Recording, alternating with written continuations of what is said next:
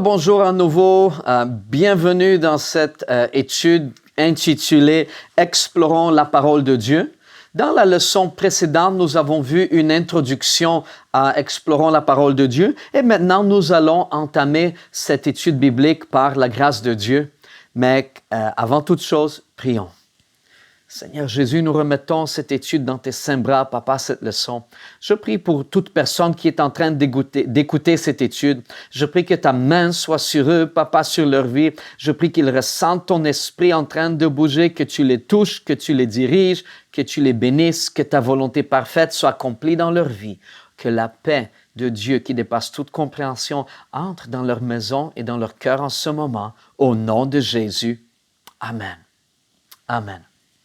Donc, cette étude que nous commençons, Explorons la parole de Dieu, ce manuel, en fait, cette charte est une nouvelle charte, tu vois. C'est quelque chose de quand même assez récent. Mais pourtant, cette pratique est une ancienne pratique d'il y a près de 2000 ans. Okay? Actes, chapitre 16, verset 32. « Et ils lui annoncèrent la parole du Seigneur ainsi qu'à tous ceux qui étaient dans sa maison. » Vous voyez, pendant les à peu près 300 premières années de l'Église, l'Église n'avait pas de bâtiment. L'Église, c'est les personnes. Ecclesia est le mot grec, ce sont les personnes qui sont appelées pour être séparées. Pas nécessairement pour un but religieux aussi, mais c'est des personnes qui sont appelées et regroupées. Okay? Donc, l'Église n'avait pas de bâtiment les 300 premières années, mais elle se réunissait dans les maisons. Et donc, les disciples, les apôtres allaient de maison en maison. Acte 17, 11. Ils reçurent la parole avec beaucoup d'empressement et ils examinaient chaque jour les Écritures pour voir si ce qu'on leur disait était exact. Et ça, c'est une clé. Chaque jour. Okay? Ce n'est pas assez juste d'écouter, okay? Mais il faut voir chaque jour. Plongeons nos regards dans la Bible chaque jour. Et là, on commence, on tourne la page et nous arrivons à l'introduction à l'Ancien Testament. Okay? La Bible se divise en deux parties. Okay? Il y a l'Ancien Testament et le Nouveau Testament. Okay? Dans l'Ancien Testament, il y a 4 périodes. Okay? Non, il n'y a pas de verset qui vous disent qu'il y a 4 périodes dans l'Ancien Testament, mais c'est juste pour comprendre où les événements de l'Ancien Testament se situent.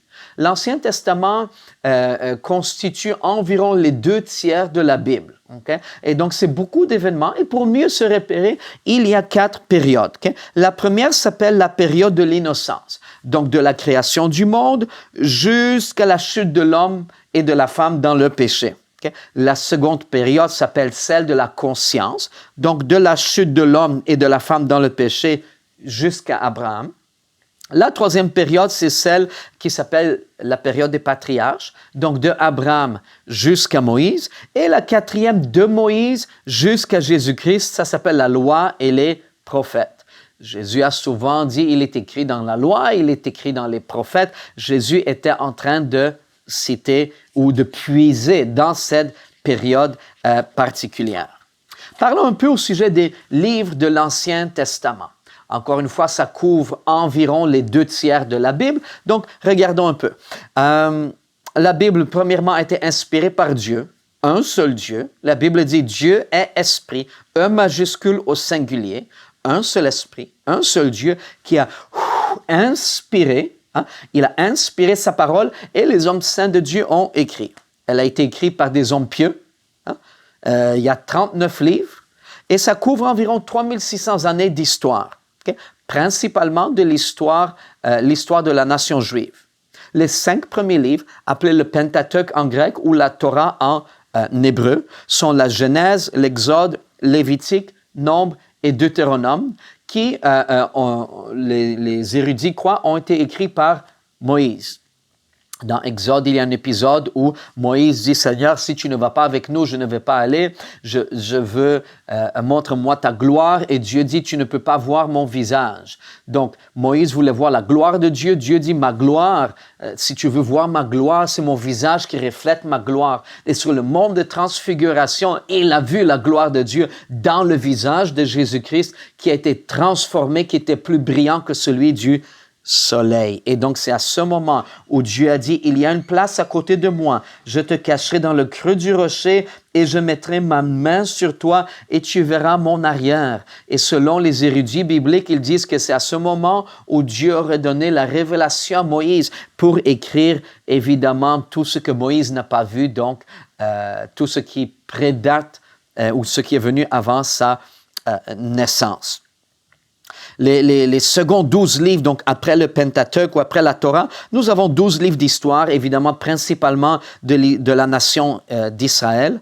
Ensuite, nous avons 5 livres de poésie, parmi les plus merveilleux livres jamais écrits, plus beaux livres jamais écrits. Probablement le livre le plus profond où il y a des doubles sens est le livre de Cantiques des Cantiques. C'est un merveilleux livre, c'est profond. Et ensuite, ça suit 17 livres de prophétie où nous avons où nous avons des prophètes majeurs et mineurs. Maintenant, pas majeurs et mineurs selon l'importance, mais majeurs et mineurs simplement par la quantité de leur écrit. Ésaïe, Jérémie, Ézéchiel, ce sont des livres lourds, grands. Mais par exemple, Joël ou Malachie, ce sont des livres courts. Ils ne sont pas moindres ou ils n'ont pas une moindre importance parce qu'ils sont courts. Mais puisqu'ils sont plus courts, on les appelle des prophètes mineurs, tout simplement. 2 Pierre chapitre 1, verset 21. « Car ce n'est pas par une volonté d'homme qu'une prophétie ait jamais été apportée. » Hein? Est-ce que tu as déjà entendu quelqu'un qui t'a dit « Oui, les êtres humains ont écrit la Bible. Okay? » Oui, peut-être l'être humain a tenu un instrument pour écrire la Bible. Mais il est l'écrivain, mais il n'est pas l'auteur. La Bible a un seul auteur et l'auteur de la Bible est Dieu. Un peu comme un directeur d'entreprise, de société, va appeler sa secrétaire et va lui dicter une lettre à écrire. Hein? L'auteur de la lettre, c'est le directeur et l'écrivaine, c'est la secrétaire. La lettre n'est pas venue de la secrétaire, elle est venue du directeur. Et c'est la même chose avec Dieu. Dieu est l'auteur de la parole, alors que ceux qui l'ont écrit sont des êtres humains pieux. La Bible dit, mais c'est poussé par le Saint-Esprit que des hommes ont parlé de la part de Dieu. Vous voyez le verbe pousser? Ça fait allusion à la façon que le vent est en train de pousser un bateau à voile sur le lac, sur la mer. Si le vent souffle à droite, hein, même s'il y a un gouvernail, tu vas avoir tendance à aller là où le vent souffle. Tu ne veux pas te battre contre le vent. C'est une force exceptionnelle. Hein? Et c'est la même chose. Quand l'Esprit soufflait dans une direction, les hommes pieux allaient là où l'Esprit soufflait et ils écrivaient ce que Dieu a dit.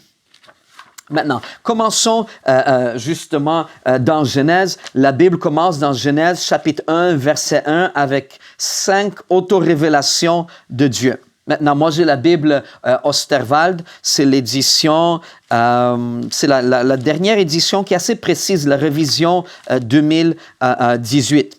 Et donc dans Genèse chapitre 1 et verset 1, la Bible dit « Au commencement Dieu ».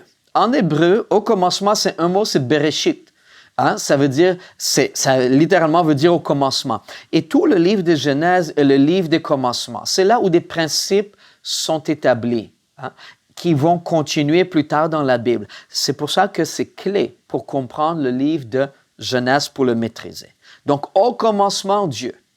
Avant le soleil, la lune, les étoiles, les anges, les principautés, Dieu. D majuscule, il y a un seul Dieu, hein? Au commencement Dieu, créa les cieux et la terre. Le verbe créa est au singulier, ça parle d'un seul Dieu qui est en train de créer. Okay? Donc la toute première révélation, c'est qu'il y a un Dieu et que Dieu est dès le commencement. Et la deuxième révélation que Dieu nous donne de lui-même, c'est qu'il est le créateur. En fait, il est le créateur des choses visibles et des choses invisibles. Nous continuons de lire le verset 2 pour la troisième révélation ou auto-révélation de Dieu. Or, la terre était informe et vide et les ténèbres étaient à la surface de l'abîme et l'Esprit de Dieu se mouvait sur les eaux. Okay? La troisième révélation, c'est que Dieu est un esprit. Okay? Un majuscule au singulier. Dieu est un seul esprit. Okay? Et la quatrième auto-révélation de Dieu, Dieu est en train de bouger. Il est un esprit dynamique. Nous chantons un chant de louange qui dit « Même si je ne le vois pas, tu agis. Même si je ne le sens pas, tu agis. Tu n'arrêtes pas d'agir. » Mon cher auditeur, ma chère auditrice, même lorsque tu es en train de dormir, le Seigneur est en train de veiller sur toi parce que la Bible dit que celui qui garde Israël ne dort point, ni ne sommeille ou ne somnole point. Alors que nous sommes sans défense, endormis, Dieu est en train de veiller sur nous. La quatrième révélation, c'est que Dieu est un esprit dynamique. Et ce qui est intéressant, c'est que la Bible dit que les ténèbres étaient à la surface de l'abîme. Maintenant, si les ténèbres de Genèse 1-2 ne pouvaient arrêter l'Esprit de Dieu de bouger, il n'y a aucune ténèbre dans ta vie ou dans notre monde qui peut arrêter l'Esprit de Dieu de bouger. Dieu est souverain et ce que Dieu veut faire, Dieu va accomplir. Peu importe à quel point les ténèbres sont épaisses, Dieu va bouger. Donc, au lieu de se concentrer sur le vent et les vagues, si vous permettez mon allusion à Pierre qui marchait sur l'eau, concentrons-nous sur l'Éternel qui bouge d'une façon souveraine, qui nous aime, qui nous environne. Alléluia. Et ça va apporter beaucoup de stabilité dans ta vie. Accroche-toi à Jésus. En passant, Jésus ne coule jamais. Et quand tu t'accroches à Jésus, tu ne vas jamais couler. Alléluia. Et la cinquième autorévélation de Dieu se trouve dans le verset 3 de Genèse 1:3.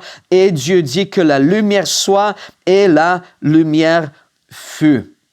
Dieu est non seulement un seul esprit qui bouge, mais il est un seul esprit qui parle. Et nous avons vu dans l'introduction la puissance de la parole de Dieu. Seulement que Dieu parle.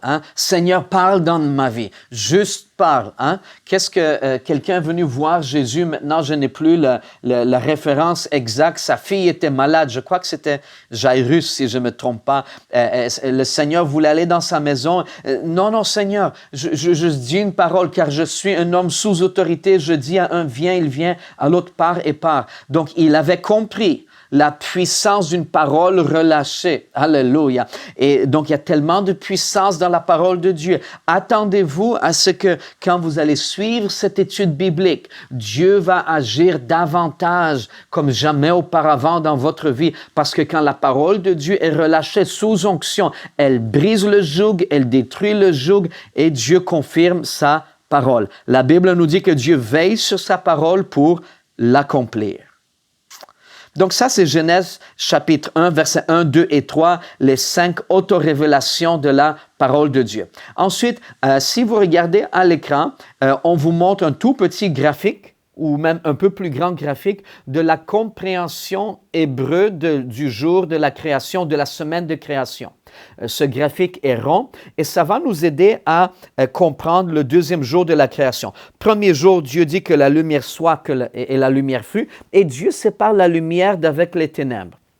Le second jour, Dieu prononce le ciel en existence au milieu des eaux. Et le ciel pousse des eaux en haut du ciel, des eaux qui sont en bas du ciel. Les eaux qui sont en bas du ciel, ce sont les mers, mais il y a des eaux en haut du ciel. Et si tu regardes le graphique que tu vois à l'écran, tu vas voir qu'il y a des eaux en haut du ciel. Et le jour de Noé, quand la Bible dit les écluses, Dieu a ouvert les écluses des cieux et la pluie a tombé pendant 40 jours et 40 nuits, c'est justement cette couche d'eau qui a tombé pendant 40 jours et 40 nuits. Deuxième jour. Troisième jour, Dieu a prononcé la terre sèche, les mers, les verdures, les herbes et les arbres. Alléluia. Et le quatrième jour, Dieu prononce le soleil en existence, la lune, les étoiles qui vont marquer les saisons et les années. Et c'est assez intéressant. Parce que Dieu a dit dans le jour 1 que la lumière soit et la lumière fut, mais c'est seulement dans le quatrième jour où Dieu a créé le soleil. Donc, quelle était la lumière du jour 1? Ce n'était pas le soleil. Ce qui est intéressant, c'est que dans Jean chapitre 1, Jean nous dit que il, en parlant du Seigneur Jésus-Christ, est la véritable lumière qui éclaire chaque homme ou chaque être humain qui est né dans ce monde. C'est qui? C'est Pierre, Jacques, Jean, Moïse et Élie ont vu le Seigneur transfiguré sur le mont de transfiguration et le visage du Seigneur était plus brillant que la clarté du soleil à son zénith. C'est là où Moïse a vu la gloire de Dieu, où il a dit dans Exode, « Seigneur, montre-moi ta gloire. » Et le Seigneur a dit, « Tu ne peux voir mon visage parce que le visage du Seigneur reflète la gloire interne de Dieu. » Et quand tu vas dans Apocalypse, dans la Nouvelle Jérusalem, la Bible nous dit qu'il n'y a plus de soleil, car les choses anciennes sont passées. Le soleil ne sera plus, mais l'agneau sera la lumière. Alléluia.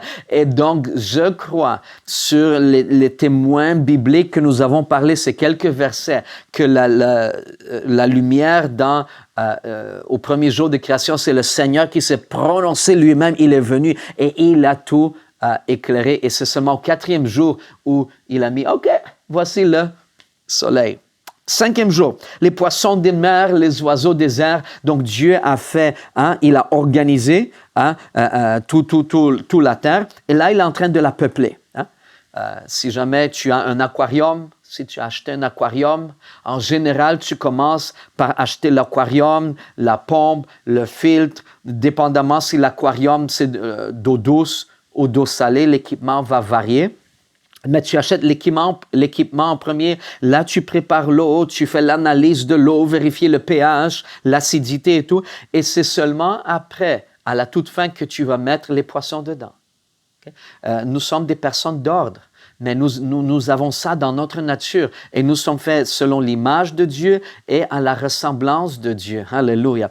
Et donc, Dieu a fait la même chose. Il a créé les mers, tout ça. Et quand tout était prêt, là, Dieu les a peuplés d'oiseaux. Dieu les a peuplés de poissons et tout. Et le 6e jour, Dieu a créé les animaux des champs, mais Dieu n'a pas prononcé l'homme en existence.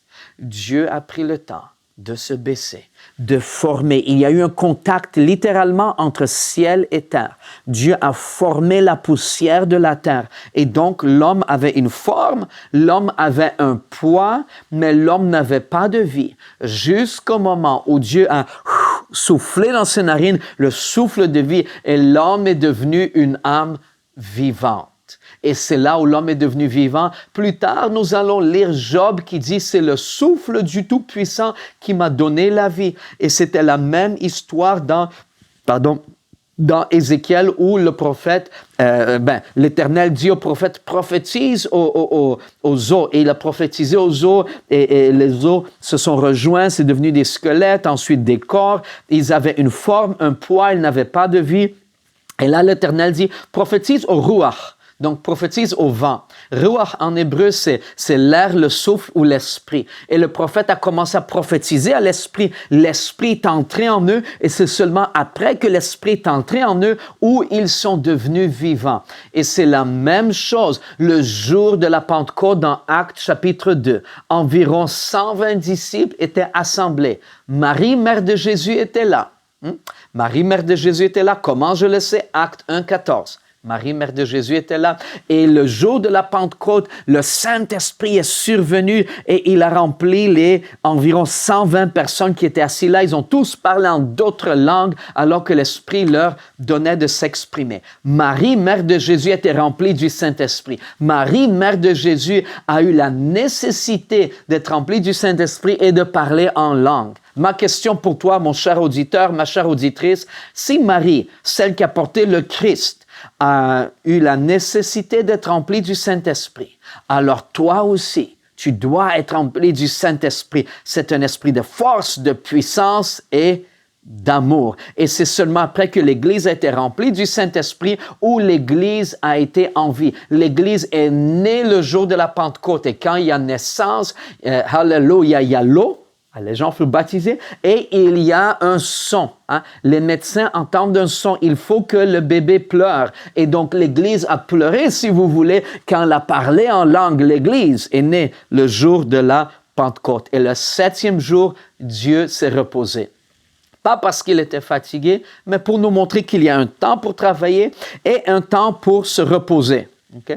Et souvent, c'est le problème. Si tu n'as pas assez d'argent, très souvent, le problème, c'est qu'il y a soit que les gens ne travaillent pas assez, soit qu'ils gèrent mal leur argent, soit qu'ils se disent, bon, moi je travaille 5 jours, je me repose 2 jours.